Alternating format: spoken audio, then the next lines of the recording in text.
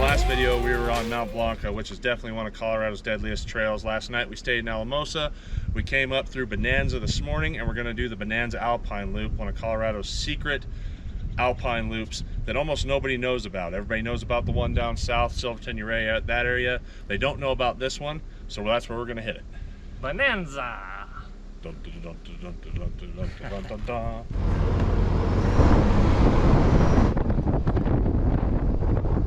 1882 to 1918. It's what, 36 years old? Didn't live very long back then.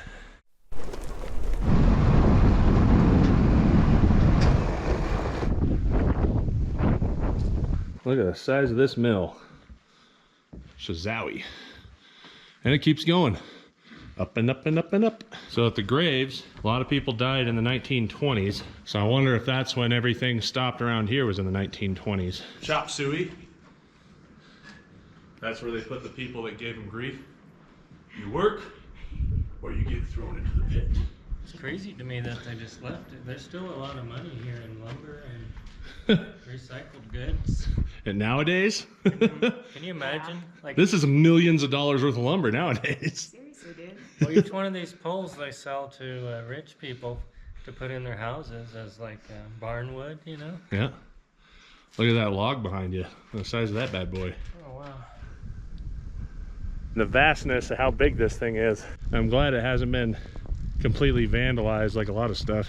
Yeah. Or broke down from weather. That happens too. They just left that tube in there in case somebody was still down in there. I got a green chili burrito in Alamosa because green chili in Colorado is good once you're south of Pueblo geographically. That's where the green chili's at. Anywhere from there down into New Mexico, trust me, as a guy who lives in South Dakota, the farther north you get, the green chili goes down. So I know that the Bonanza Alpine Loop has lots and lots of mines. There's tons of mines here. I know that they mine for gold, probably silver, copper, and other trace minerals, I'm sure. I'm not really sure when the town and everything kind of dispersed. I think there's only about 20 or 30 people that live in Bonanza year-round nowadays. And it's a pretty small community. The area is not really well known. It's not traveled a whole lot.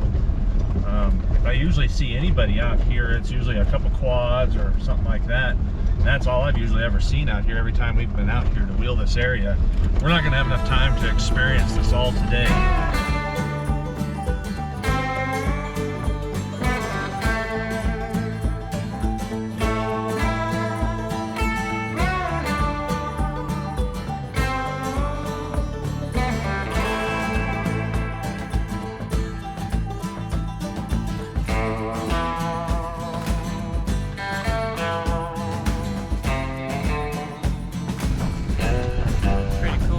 They've got grates over there. They put big rocks in and it would just kind of sift down and sort everything. Large rocks, smaller rocks, and finer dust. And as we've been finding trash and stuff, we've been throwing them in our BleepinJeep trash bags. Pick up your bleepin' trash. Get them at BleepinJeep.com. Oh man, I hope you guys can see this. I'm gonna try to get it to focus. This is absolutely amazing. Look out there.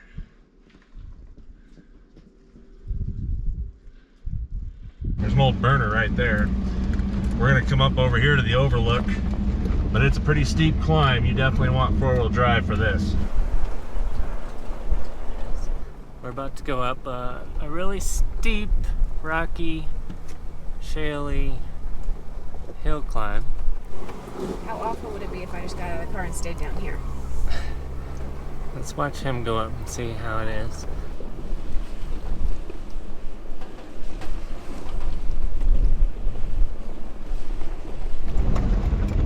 This is steep.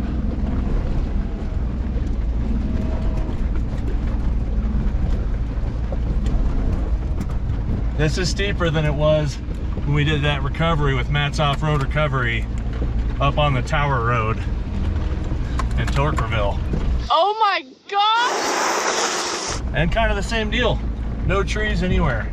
The only difference is I've been up here, and I know you can turn around up here on flat ground.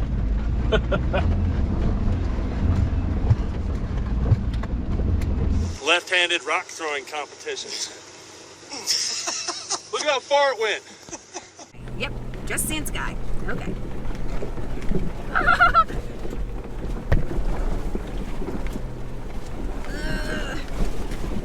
Oh. Okay. Good job, honey. Oh yeah. You got this. No. You got this. Tell me another Alpine loop that gives you a view like this.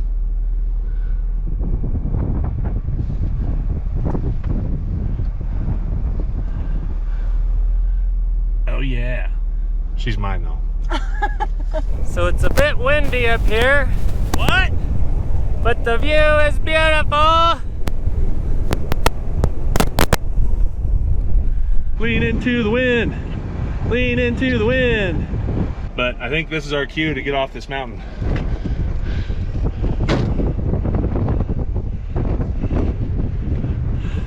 Train's headed this way.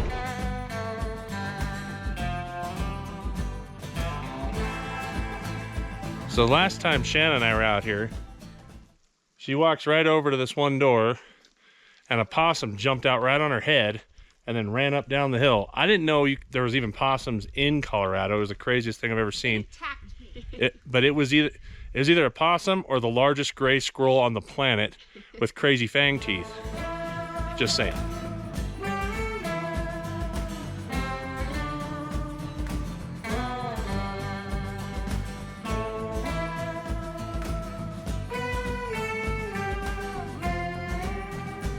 We have exited the forest. Exited. So we headed out from the Bonanza Alpine Loop towards the town of Nathrop. From there we turned up towards Mount Antero to try to find a place to camp for the night, because we knew we had a busy day in the morning of exploring around Antero and then hitting one of Colorado's other deadliest trails, and the name of that trail is Grizzly Lake.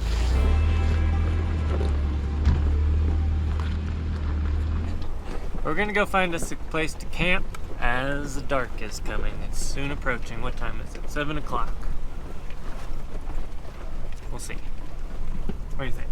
I'm glad that we have a pop-up tent and it just goes like, that makes me happy. What about the bears? Are the bears gonna get you?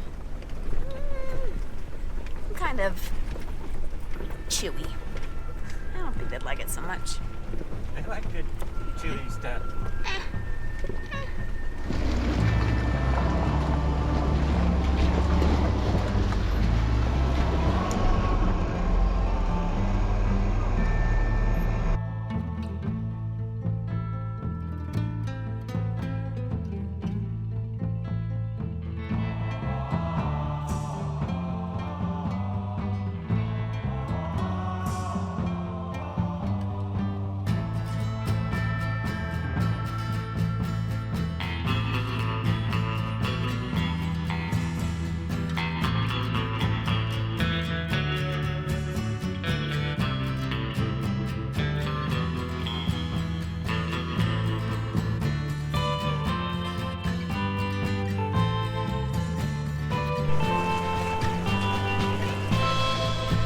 Guys, it's getting dark.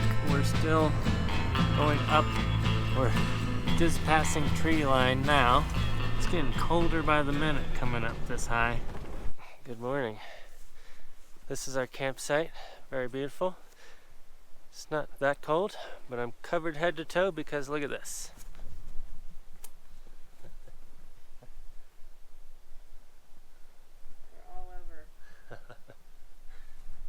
There's thousands and millions of mosquitoes.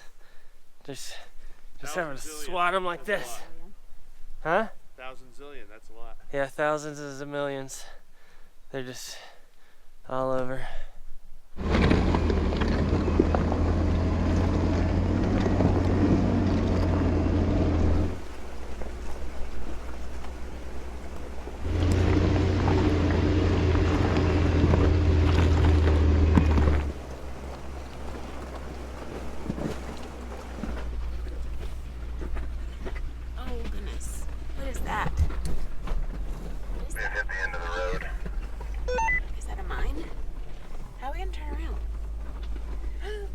This side? Are you crazy? Carefully.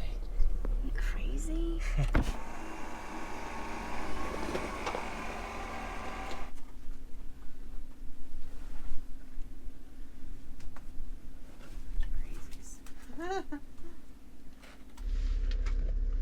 that's gold then. Then we're rich. Get your hammer and your chisels. You see that? That's just water. Gold. Say hi, Hope. Alright, so there was a little mine up there, but otherwise dead end road. Now we're going back down and see what other kind of adventures we can get into.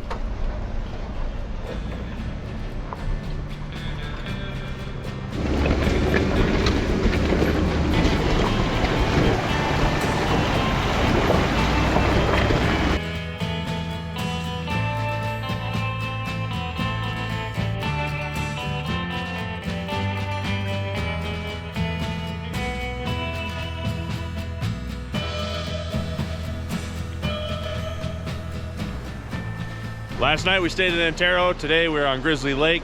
This trail is rated an 8 out of 10. Right next to it is Iron Chest. These are two of Colorado's deadliest trails. I chose for us to do Grizzly Lake over that one. We are on a time crunch, and this is what we're gonna do. That looks pretty hard over there. I don't know about this one.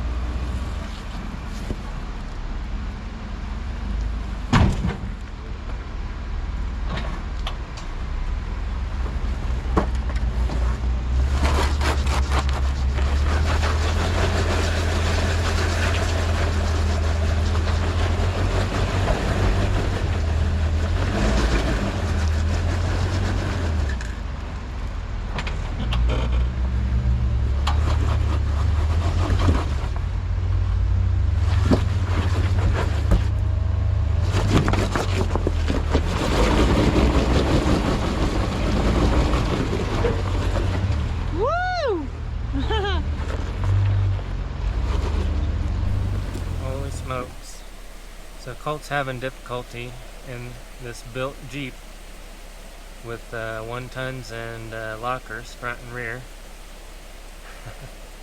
on 40s. So I don't think I'm going to be able to follow that. I guess we'll see what happens here, but might have to do some winching if I want to get up through here. My Jeep's already been through the ringer, don't break it. It's also not running good at all. It's running on about 4 cylinders now. We've had coolant. Coolant is just disappearing somewhere. I'm assuming there's a head gas issue and it's leaking into one of the cylinders and fouling the spark plugs or something. So that'll be fun to fix.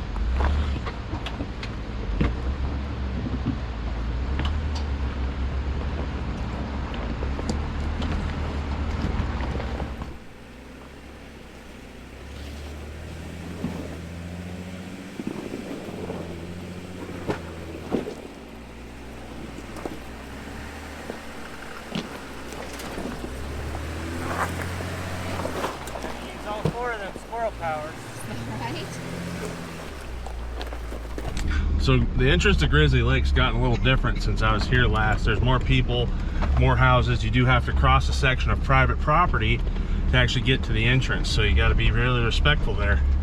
But this trail is still very, very bouldery, very, very rocky, and very, very steep, as you can see. It's hard to tell, but there's a rock here. There's a cliff. There's a cliff there.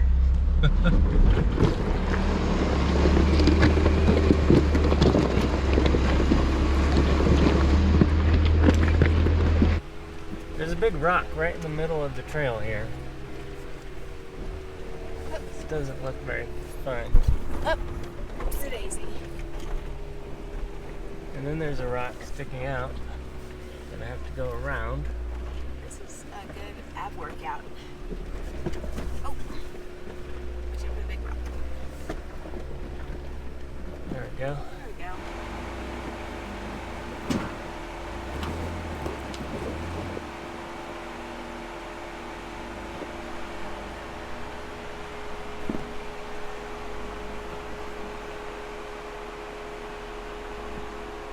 That rock's right there.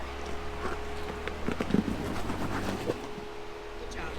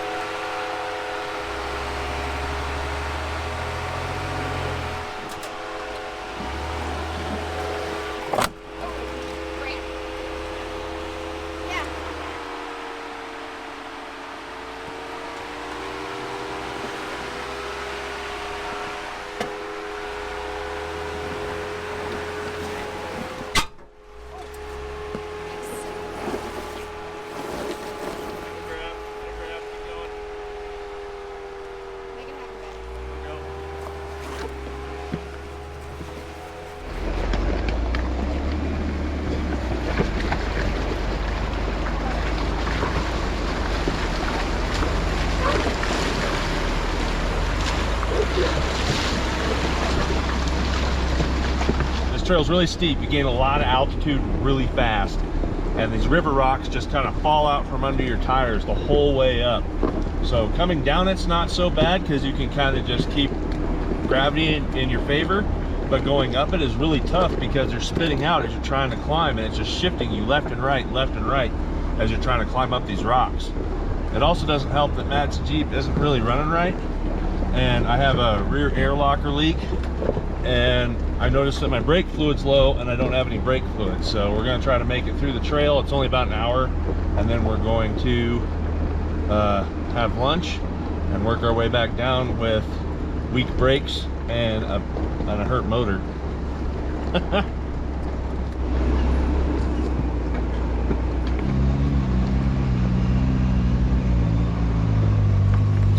This look here is about as close as you're gonna get to the Alaskan tundra style look without having to drive all the way up to Alaska.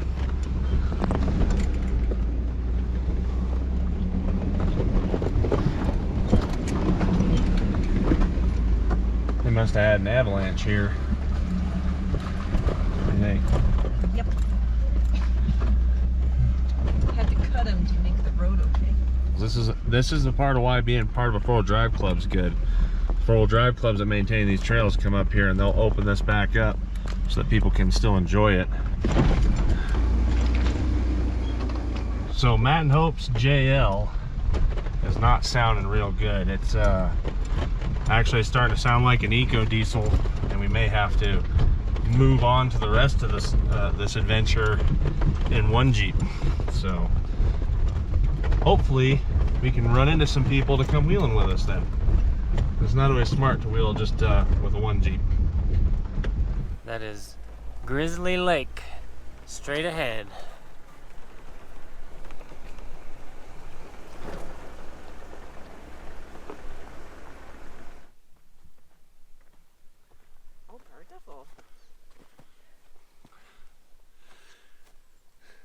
Gosling's ginger beer keeps me strong right here. So I'm kind of hoping when we go back through I can maybe find a bear or something on the road. A lot of people that live up here, there's a race called the Leadville 100.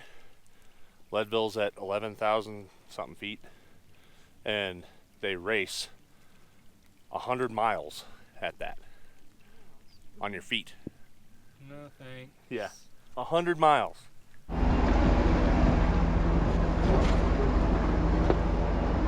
most dangerous part about this trail is probably the first half a mile or so, and it is just rocky and it's on a cliff edge, and that's where you could definitely go off the edge. There's been Jeeps that have went off the edge.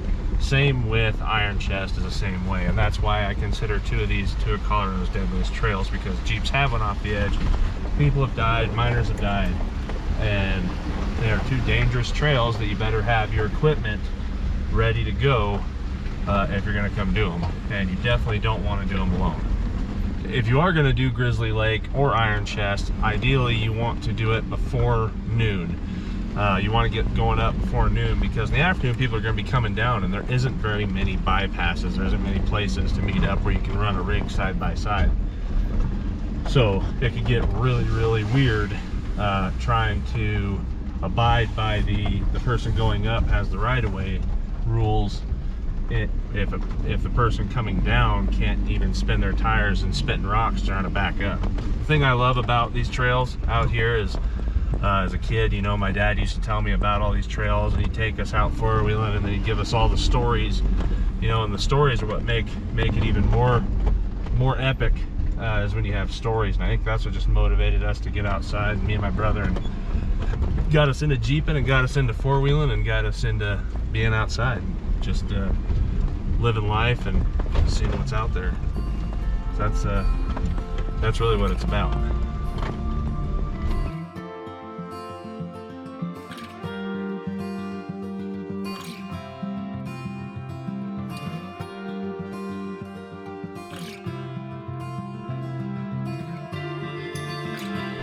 So we're coming back down Grizzly. This is the one spot that I always remembered as a kid, with this rock right here that stuck out. And as you're sitting there bouncing up and down the road, you'd bounce off to this edge here because you'd have to get close to the edge to get around this rock. The trail's gotten a little wider since I remember, but Jeeps were a little narrower then too. What do you think about it? Maybe you just got bigger since the last time you were here. It is sketchy coming down this. It's kind of, all the rocks are loose. You hit the brakes and you still go for a little ways, so. Yeah.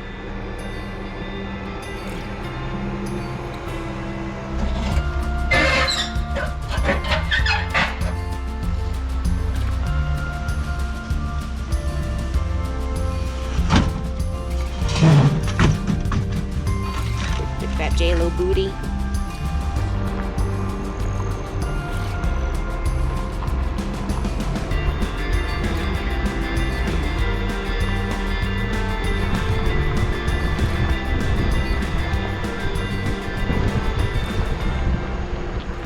So Matt's got a few issues going on with his Jeep. The trail was rated an 8 of 10. It is definitely one of Colorado's deadliest trails, along with Iron Chest, which we weren't able to do. We're just out of time. What would you rate this trail? Oh man, so this is kind of an unfortunate trail in that the one obstacle is right up front, and it's the hardest obstacle. I think there was only one other obstacle really on that, which was kind of at the end of that climb there with the shelf road. But I'd say it's a good 8 out of 10. I'd say they got that one accurate. I wish there was a few more obstacles along the way just to give it a little more excitement though. Yeah, I agree. I think the trail's gotten a little wider over the years, but it's definitely dangerous. The end is very beautiful. You get to that lake, it's very pretty out there. But make sure you guys stay tuned, because the next one we're going to hit is Colorado's deadliest trail. Until then, check out our t-shirts at BleepinJeep.com and watch these videos right there. We'll see you next time. We'll see you at the dealership. Let's get that fixed.